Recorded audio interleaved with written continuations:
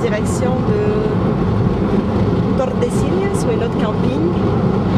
C'est plus facile à tenir la caméra que sur le vélo. C'est plus facile de tenir la caméra que de tenir le volant dans un pays où les indications pour sortir des villes ne sont pas toujours super claires, du moins pour les Québécois. Ça, c'est un gars qui dit les choses de façon gentille. Moi, je dis que c'est des astis de malades avec leur route. Mais c'est parti. Mais on va y arriver, Gorka, là, parce que cette nuit, c'était mal barré, là. Alors, voici les moulins à vent d'aujourd'hui. Et tel Don Quichotte, nous en allons nous battre contre l'inévitable, l'inexorable et l'ignoble justice espagnole. Ok, on continue. On est en train de virer un peu fou quand même. Si on a des crises de fou rire, il ne faudra pas s'étonner. C'est un peu bizarre. Moi, c'est les stops avec les lumières vertes. Ouais, lumière verte avec stop. Ce qui me gêne là, c'est quand même, je veux dire, mes origines ici. Donc peut-être que je commençais à comprendre pourquoi j'ai des accès de folie. Ici, à Montréal, une mine à ciel ouvert par Royal Ore. Comme là, on est censé aller où? Là, on peut pas aller à droite, c'est interdit. Donc, Tu cherches la carte nationale, l'information touristique, quelqu'un, quelque part. Quelqu'un, s'il vous plaît. On va avoir plus de jobs, plus de choses à faire. On peut faire des tournées dans la mine. Oui, on va avoir des évictions. Si on fait des évictions à Westmount, on va les redéménager à Laval gratuit. Alors, personne souffre dans ça. Tout le monde est content avec une mine ici à Montréal. Bon, aide-moi, là, je sais plus où je m'en vais. Il y a un clocher. Ah, check, filme ça, il n'y a pas une nœud, ce petit chat. Regarde le monde, là. C'est ce petit. On va demander à un passant. Un passant, s'il vous plaît. Un passant. On va devenir fou. C'est le futur de Montréal. C'est une mine sur nos territoires, une beau mine à ciel ouvert. Il y a des cafés, il y a des trucs. Ok, je vais aller demander là. Une chaise, mais il n'y a pas une petite chat comme d'habitude. C'est parce qu'il fait chaud, hein, c'est l'heure où. C'est vrai que t'as-tu goût d'être crissé là au soleil, tu sais. On est perdu d'habitude. Ça pour être perdu au moins, tu sais, c'est franc. Ça, c'est Une symptomatique. astie d'impasse.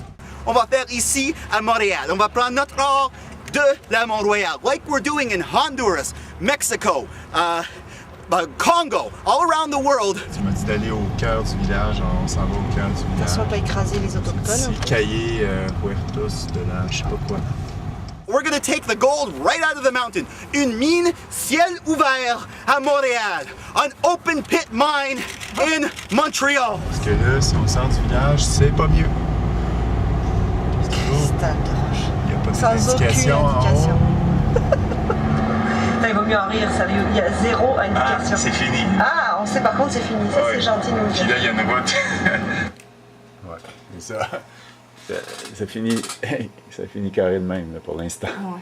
Mais en fait, je pense que le problème, c'est que tu essaies de juxtaposer tu sais, une liberté d'expression du prisonnier qu'on va aller voir en Espagne. Là, avec, là, tu essaies d'associer ça avec Noir Canada, la liberté d'expression plus intellectuelle. En tout cas, je sais pas. Non, t'as raison.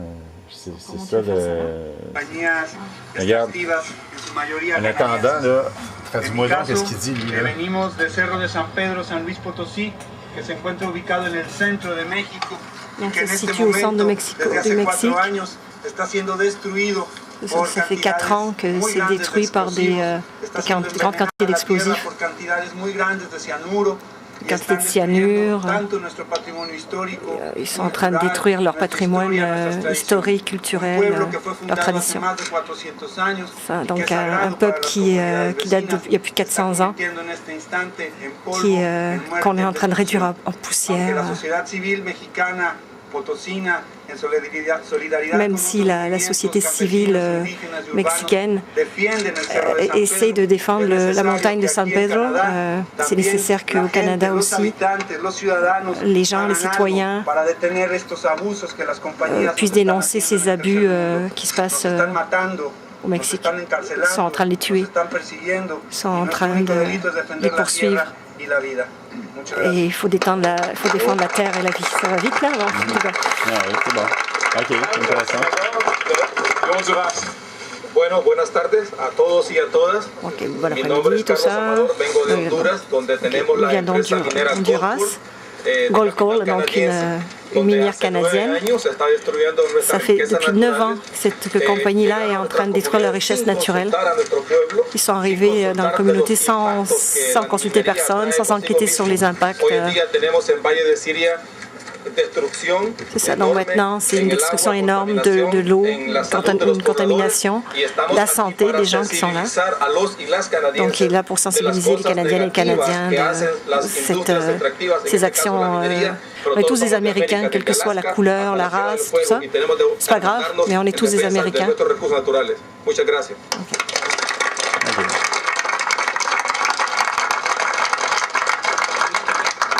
Sergio Campuzano de Chile. Sí, buenas tardes. Yo vengo de Chile. Ok, lui vient du Chili. Donc il dit que c'est la même chose qui se passe là-bas. C'est ça, puis c'est le Nord qui en profite, puis il veut que les gens s'en rendent compte de ce qui se passe dans le monde.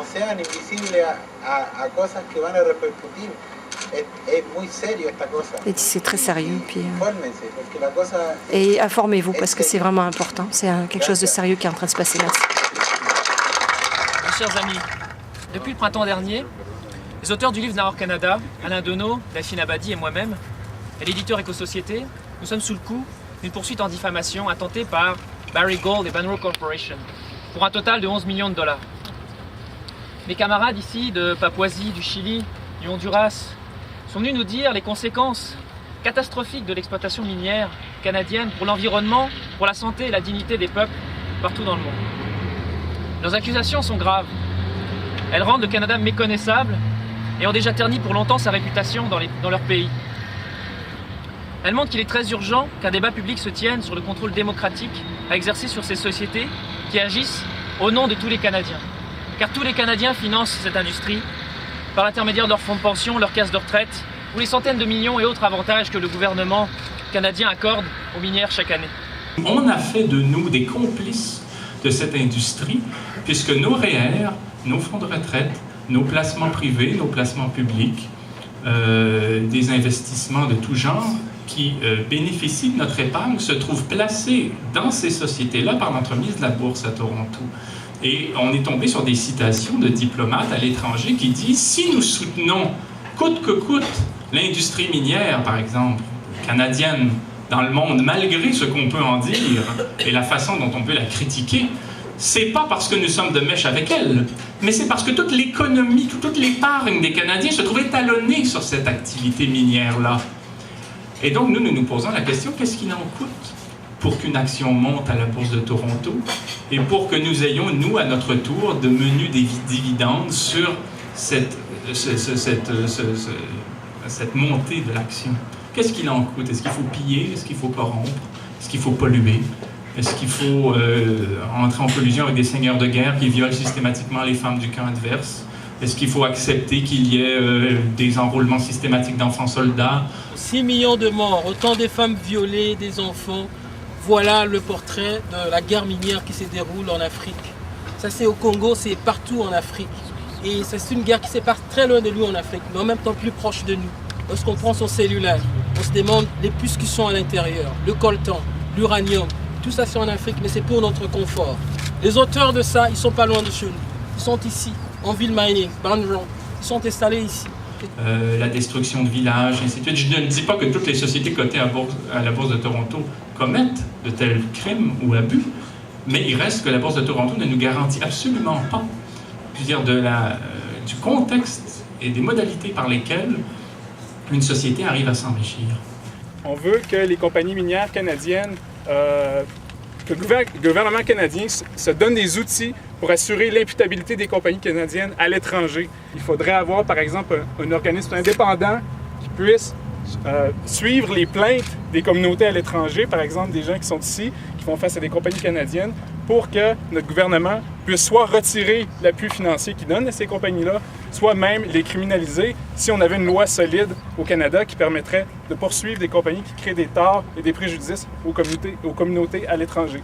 Et non pas des mesures incitatives, comme on en parle maintenant au sortir de grands-messes de la gouvernance, là, mais de mesures qui amènent, comme tout citoyen, je veux dire, les sujets canadiens à répondre du droit canadien à l'extérieur des frontières, surtout dans les pays où on sait très bien que l'appareil judiciaire et l'État de droit n'est pas en mesure de garantir le respect du bien public auprès de ses citoyens. Donc, il faut absolument pouvoir discuter de ces problèmes-là sans craindre de faire une poursuite de 11 millions de dollars dans le cas d'éco-société. Ça n'a pas de bon sens. Donc, je veux dire, si la liberté d'expression, c'est de dire qu'il fait beau quand il y a du soleil dehors, et seulement ça, à ce moment-là, on est dans une démocratie de pacotille, quoi. Il y a démocratie, il y a droit liberté d'expression, il y a droit de public à l'information quand les informations sont conséquentes.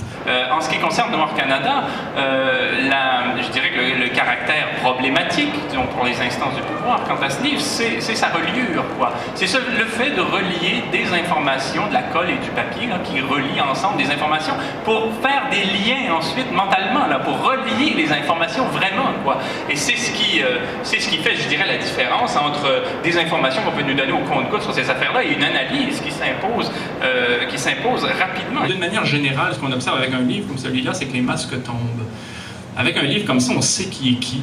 Il y a des gens qu'on estimait libéraux, cyniques, qui se sont joints à nous avec beaucoup d'enthousiasme et qui sont révoltés par ce qui arrive et qu'on découvre comme étant, je veux dire, des gens, des fervents citoyens, tout simplement. Puis il y a d'autres personnes qu'on croyait courageux, militants, et qui s'accrochent à leurs subventions et ne soufflent le mot de ce qui se passe parce qu'on pourrait, je veux dire, avoir droit aux représailles de l'ACTI. Il faut voir que si on parle de gouvernance, de sécurité humaine, de normes incitatives et de toute cette quincaillerie dont je parlais tout à l'heure, de concepts mornés qui ont été poussés par la Banque mondiale ces dernières décennies, c'est parce que ces mots-là sont subventionnés.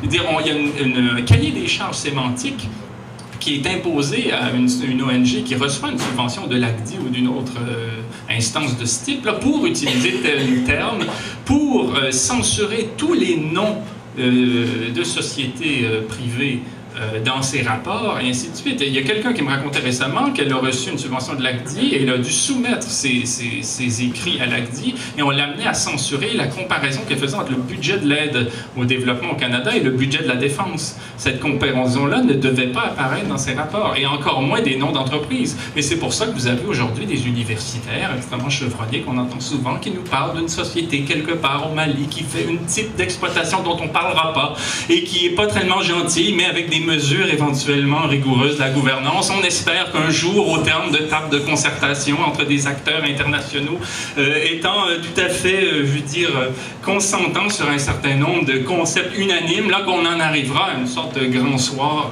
des gens médiocres, quoi. Bon. On donnera pas de nom.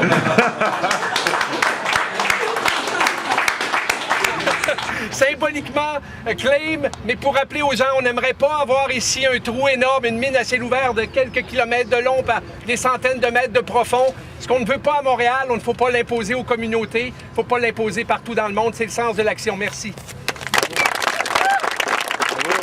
C'est des mauvaises nouvelles qu'on vient d'entendre. Le gouvernement essaie de protéger la montagne, mais on a des avocats. On va combattre ça. On va passer la claim. Ça, c'est les documents officiels pour ministère des Ressources naturelles et de la faune. Non, tu vois, c'est intrigue, moi, c'est quoi cette presse-là? C'est secret. La loi n'est pas transparente.